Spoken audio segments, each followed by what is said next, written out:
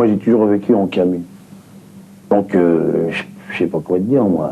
Pourquoi je m'en sors pas? Peut-être que j'ai peur de m'en sortir. Peut-être que je veux pas affronter la vie quotidienne, comme on dit.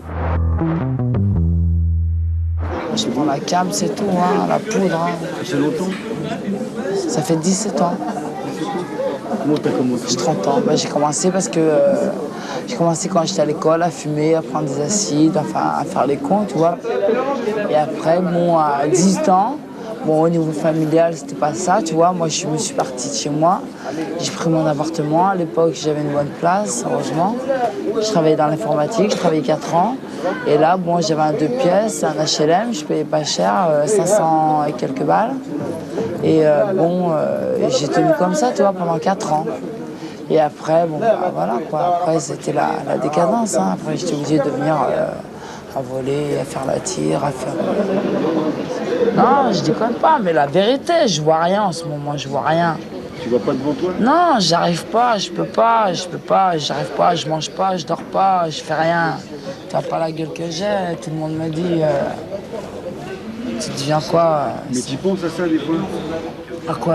À mon Où tu vas avenir? aller, ouais, où tu vas aller. Mais moi, je sais de quoi je suis capable. Je te dis, c'est pas pour me vanter. Le jour où le déclic qui va se passer dans ma tête, que ça ira mieux au niveau de mon frère, de ma famille, tout ça, je peux aller chercher l'argent, travailler. Je sais travailler de mes propres mains, mais travailler pour moi, pas pour un patron. Rien, moi j'attends la mort, c'est tout. Ah, sérieux, hein. J'attends de crever, vulgairement parlant, j'attends de crever. Le plus vite possible. La seule chose qui m'embête, c'est que j'ai pas le courage de me la donner moi-même. Parce que si j'avais le courage de me la donner moi-même, il y a longtemps que je serais morte. C'est sincère, hein. Seulement, j'ai pas le courage. J'ai rien, j'ai aucune motivation, j'ai rien. J'ai rien. Ce que ça veut dire, rien. Tu sais, à 30 piges, tu redémarres à zéro, mais après moi, c'est dur. Hein.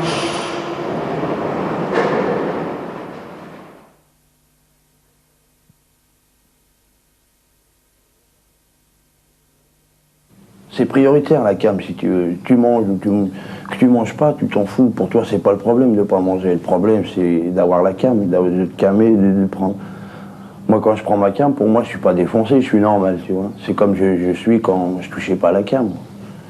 C'est comme un médicament, si tu veux. Maintenant, pour moi, c'est comme un médicament, c'est même plus une défonce. On se connaît tous, dealers, camés, on se connaît tous. Il y en a qui en profitent, qui se font de l'argent, mais qui ne savent pas qu'il est en train de tuer son copain. Il peut appeler ça encore son copain.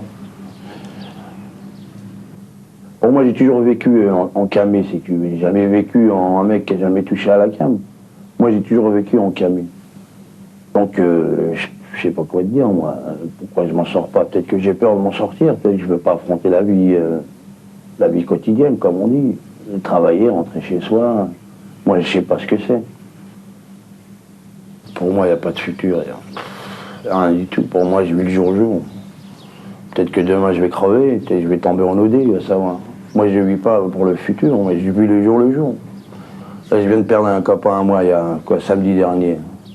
Il est tombé en overdose, tu vois. Pourtant, c'est quelqu'un que j'aimais bien. J'ai galéré avec lui et tout. On allait casser ensemble et tout. Bon, on s'est perdu de vue, moi je suis tombé au placard, j'ai fait 18 mois, je suis sorti, il n'y a pas tellement de relations.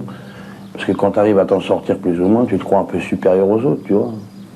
Enfin, moi, c'est ce qui m'a semblé, tu vois. Et puis quand je suis retombé dedans, en fin de compte, j'ai vu que j'étais comme eux.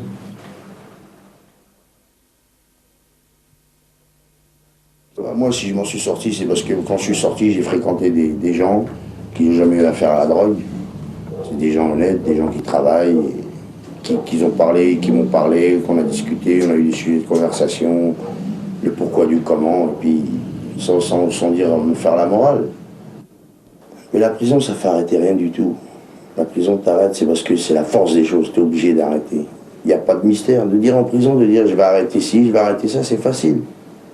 En prison, tu t'arrêtes tout en prison, c'est simple. Et c'est quand tu sors de prison, le problème il est là, c'est à la sortie de prison, c'est derrière la porte, c'est derrière le mur d'enceinte. C'est là où tu vois ce qu'est la réalité des choses, que de dire j'arrête, c'est pas si facile que ça. De dire les choses c'est facile, mais de les faire c'est autre chose. Hein. Ce sera toujours un échec. Parce que c'est pas des délinquants, c'est des gens qui sont malades. Faut pas mélanger la délinquance et la maladie. La toxicomanie et la délinquance, c'est deux choses différentes. Les gens, ils volent, c'est pour se procurer un médicament. Ils volent pas par un besoin ou pas pour satisfaire un vice. Ils volent pour satisfaire leur maladie. Ils sont malades. C'est des gens qui sont malades, c'est pas des délinquants, c'est des gens qui sont malades, c'est des toxicomanes.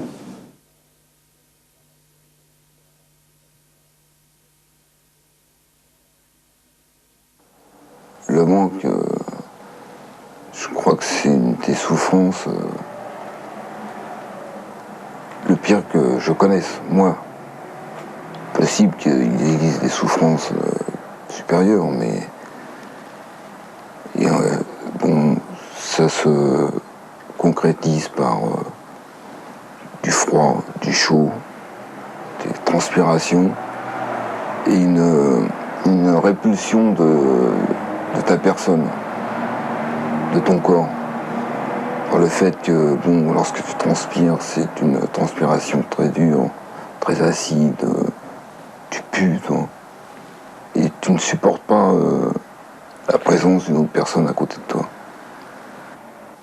Souvent, bon, lorsque tu décides de décrocher, et que, bon, le premier jour, bon, encore ça va, mais le deuxième, la douleur augmente. Et souvent, ce sont les cas de rechute. Pour ne pas souffrir, souvent, tu te dis, bon, je vais juste en chercher un petit peu pour calmer. Et bon, je vais en chercher un petit peu pour calmer. Et c'est reparti, quoi. Le train se remet en marche.